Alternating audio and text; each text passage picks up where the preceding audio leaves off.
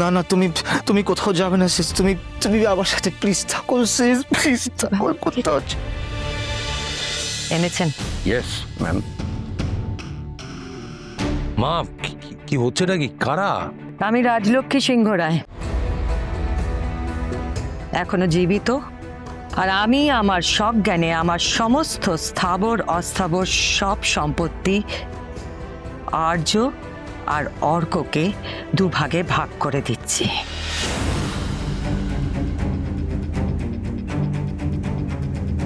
কিন্তু অর্ক যতদিন না পর্যন্ত এই সম্পত্তি দেখভালের উপযুক্ত হতে পারছে, ততদিন পর্যন্ত এই সম্পত্তির দেখভালের দায়িত্ব আর্যর ওপর।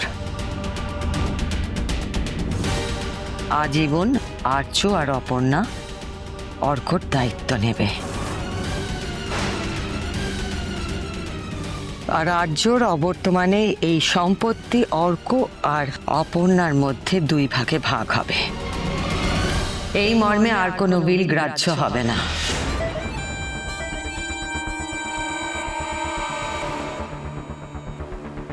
অর্ক, এসো।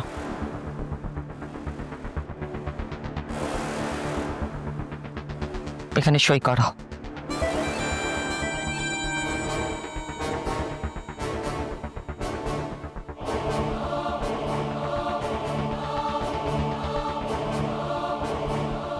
যা বাবা বেয়ান, আপনার যা মনে আসছে আপনি তাই করছেন। এরকমটা তো করা যায় না। কি ব্যাপার, আপনি হাঁ করে ওখানে দাঁড়িয়ে আছেন কেন? ওনাকে বোঝান যে সম্পত্তির ক্ষেত্রে এসব কিছু করা যায় না। এটা অ্যাসেটটাল প্রপার্টি ম্যাডাম, এইভাবে আপনি কাউকে দিয়ে দিতে পারেন না, তাহলে আমরা কেস করতে বাধ্য হব। একদম ঠিক, আমরাও কিন্তু এর শেষ দেখে ছাড়বো।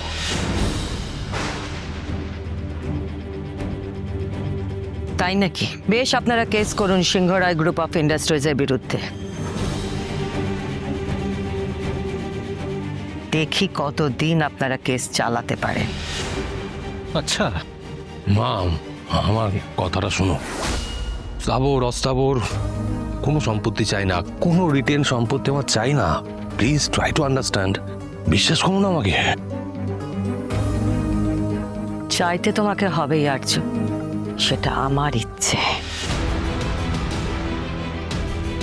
সবে তো হারিয়েছি আমি আমার জীবনে, অনেক কিছু হারিয়েছি।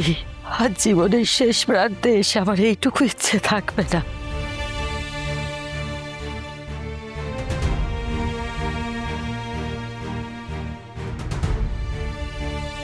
না না, তুমি তুমি কোথাও যাবে না সিস। তুমি তুমি আমার সাথে প্লিজ থাকো সিস, প্লিজ থাকো। কোথাও এই চল তো। শুনুন, আমার নাম মোহিত সেন শর্মা। আমাকে এখনো চেনেন না। আপনারা কোর্টে যাবেন তো আমিও বুঝে নেবো, বুঝেছেন? আমিও বুঝে নেবো। না, আমার তোমার রূপ আর ক্ষমতা দুটোই দেখা হয়ে গেছে। আমি আমার হাজবেন্ডের কাছেই থাকবো। মানু, তুই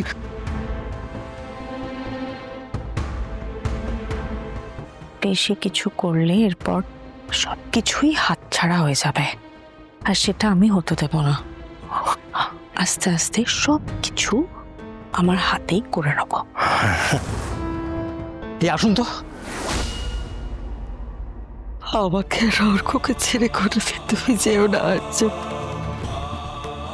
কোনোদিন যেও না।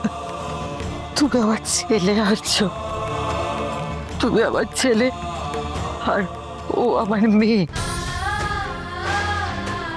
আমার মেয়ে আমার কাছে ফিরে এসেছে।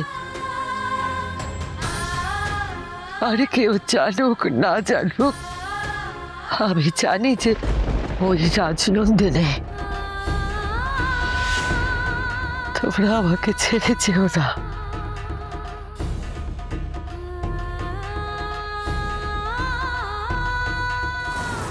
এসবের মানে কি? আমি তো কিছুই বুঝতে পারছি না। সব বুঝতে হবে।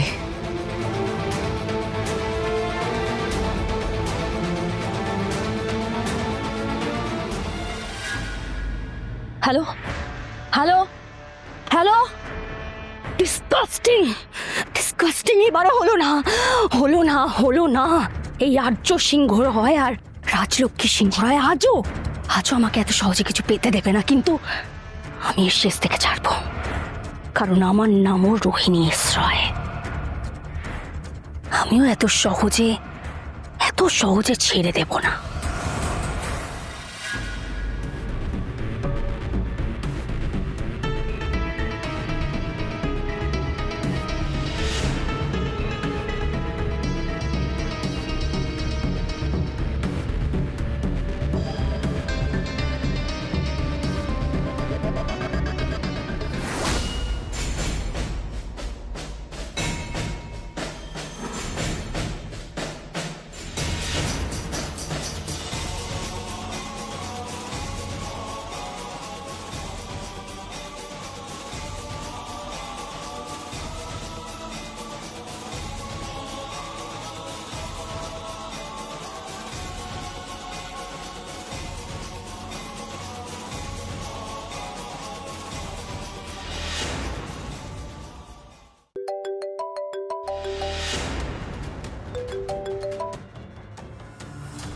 বলুন, আমার তোমার সাথে কিছু কথা আছে অপর্ণা।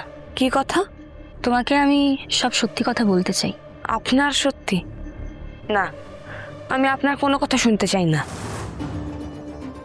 তুমি ভুল করছো অপর্ণা, আমার মনে হয় তোমার আমার কথা শোনা উচিত।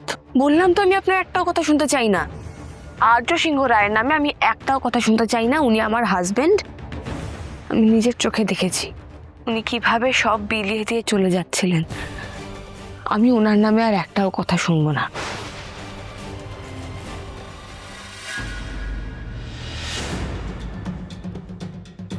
ফোনটা কেটে দিল, কিন্তু এত সহজে তো তুমি আমার কথা শোনা বন্ধ করতে পারো না অপর্ণা, শুনতে তো তোমাকে হবে।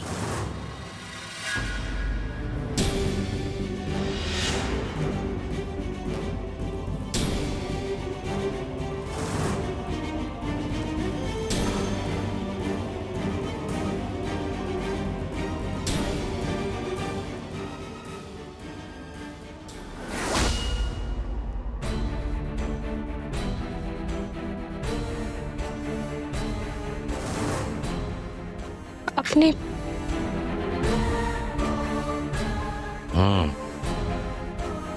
আসলে আমি এই ঘরের সবকিছু ঠিকঠাক রাখার শপথ নিয়েছিলাম। আমি প্রতিজ্ঞা করেছিলাম রাজনন্দিনী এই ঘরটাকে যেমনভাবে রেখে গেছে ঠিক তেমনভাবেই আমি যতদিন বাঁচবো তেমনভাবেই রাখবো। তো আজ বুঝতে পারছি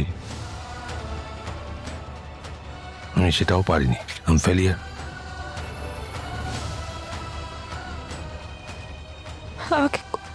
আমাকে ক্ষমা করে দেবেন স্যার, প্লিজ।